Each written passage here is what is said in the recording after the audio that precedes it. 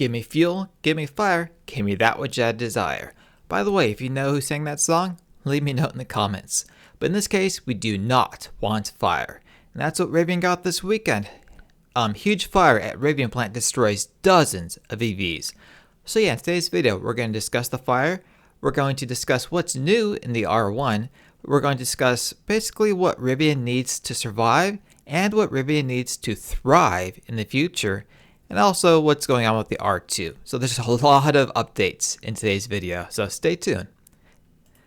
In the meantime, Xiaomao says to like and subscribe.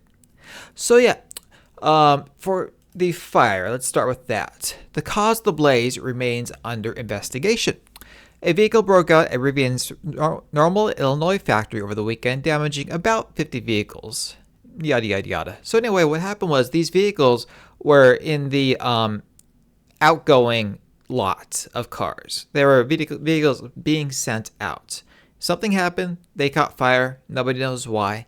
The factory itself was still running normally. It did not affect factory production of their vehicles. So that's still progressing as usual. They did lose about 50 cars. And the only real issue long term here is what caused the fire. So if it was, say, some battery malfunction or something like that, they'll need to figure out what caused it. If it was a malfunction, they'll need to fix that malfunction in the future. So that way this doesn't happen again. Yeah, this cannot happen again. But yeah, there's going to be an investigation on that. And you can see it's a pretty big fire. Pretty big fire. There's a video of it. So yeah, what's new in the Rivian R1? As you noticed, or as you probably know, in last quarter, Q2, Rivian shut down production of the R1 lines in Normal, Illinois. And they did it for multiple reasons. One was to do upgrades, as I'll show you right now. The other was to reduce costs. And what they were going to do is they're going to reduce costs by 30%. Actually, probably more like 33%. But anyway, I'm going to show you exactly the new features. We're going to go over the cost reductions. So yeah, 2025, Rivian R1S sheds weight, adds range, and features. Rivian Automotive unveils 3 new all-electric model vehicles that are more affordable. Good stuff. So yeah, the car itself looks the same. So that's the big thing there. The R1 sheet metal is unchanged, but a host of software and mechanical upgrades make the midsize 3-row SUV worth your attention, despite the fact that the R1S went on sale just 2 years ago. So anyway, what's new? Actually, it's pretty creative. This first one is the high beams are going to actually turn away from oncoming traffic. So you'd be able to turn your high beams on more often. So that way you can see the road better. That's a huge upgrade. This is an over-the-air update. So actually existing drivers will have this new feature. It's really cool. I think all cars should have this. It's a good idea. Whoever thought of this, whoever came up with this idea, deserves a raise. They deserve a raise. So yeah, despite the SUV's familiar profile, Rivian says that more than half of its physical hardware got updates, including the body, suspension, battery, and electrical system. The automaker shut down its Illinois assembly plant for a month this year for the upgrades, which Rivian says reduced manufacturing cost and complexity. So yeah, the factory shut down for a month, but obviously after that month, there's a month or two of ramping the line up again to achieve its previously to achieve its previous outputs. So yeah, as I mentioned, this is going to reduce cost of goods sold by about 30%. A big factor of this is reducing the number of parts in the vehicle and also renegotiating the terms with their parts suppliers. And also switching suppliers from more expensive suppliers to cheaper suppliers. Because Rivian can now go to the suppliers and say, hey, we're producing 57,000 cars a year. When we negotiate these contracts, we were producing 0 cars a year. You know, we went from 0 to 57,000. You know, let's get some better terms here. Let's get the per unit costs down. And they were able to do that significantly. This is actually a similar model that Rivian used for their Amazon vehicles.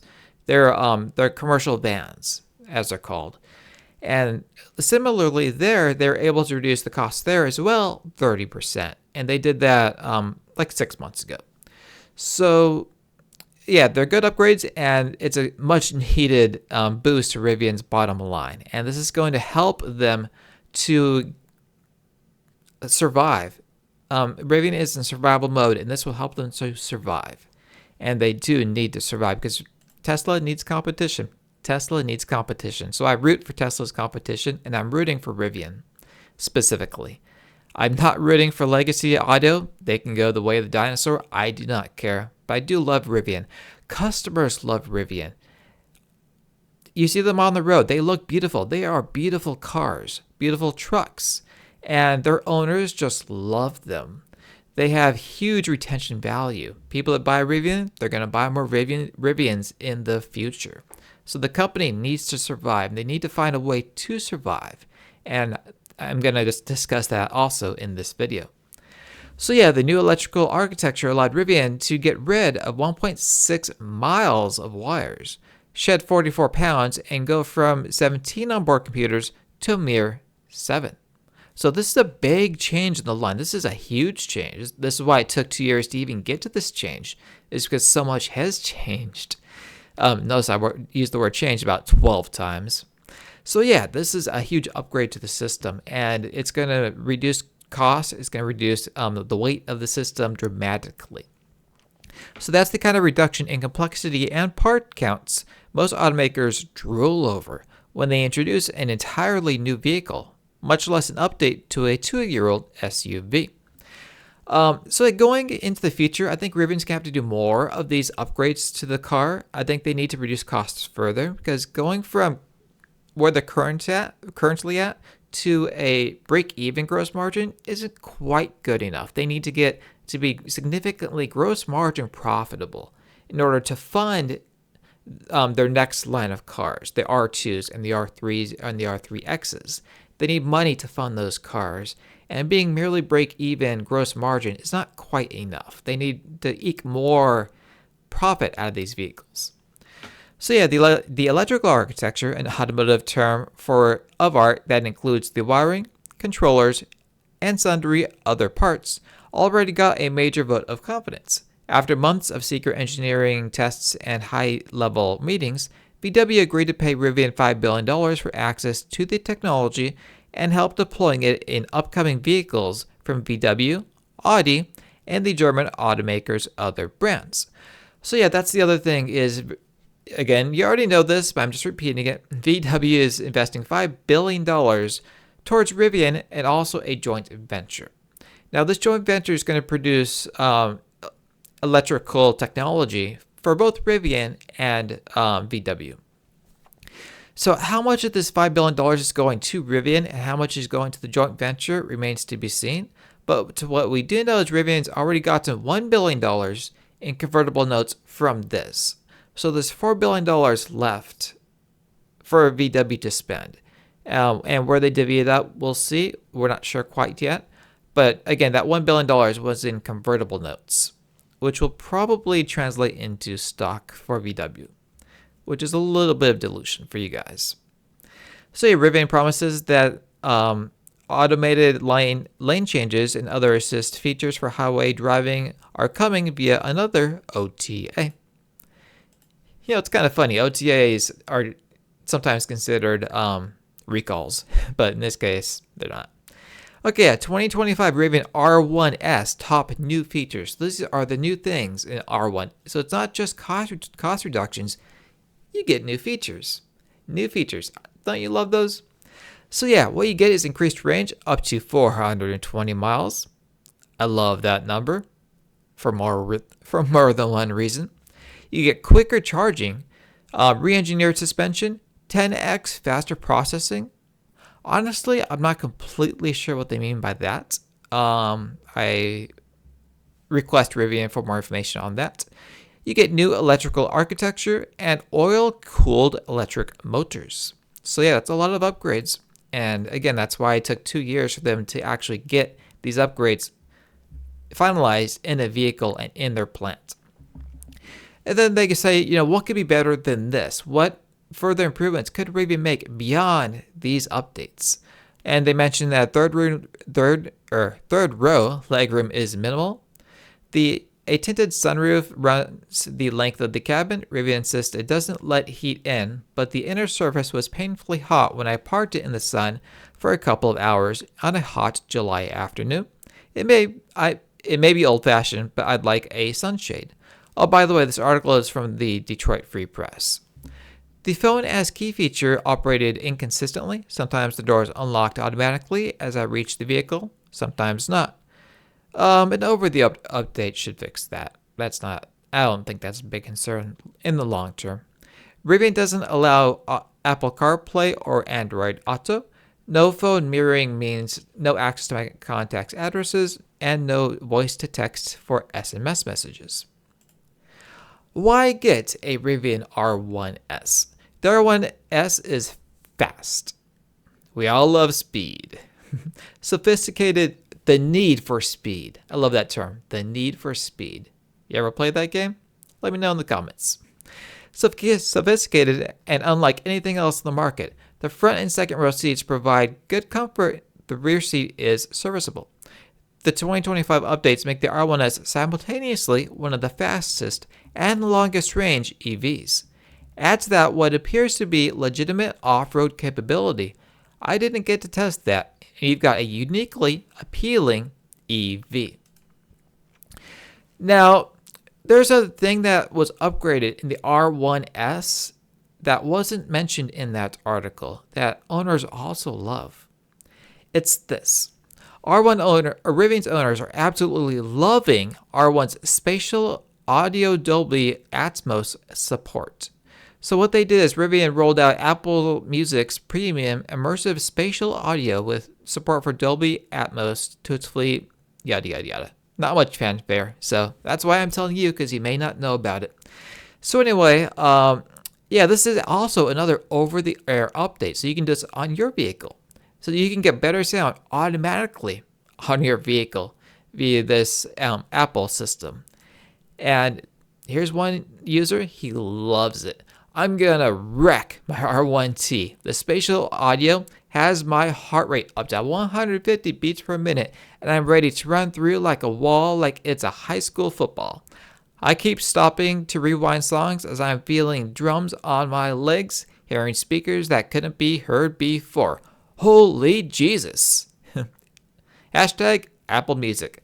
So that's all great, and we all love over-the-air updates. This is why over-the-air updates are so awesome, and this is one of the reasons why legacy auto will go the way of the dinosaur.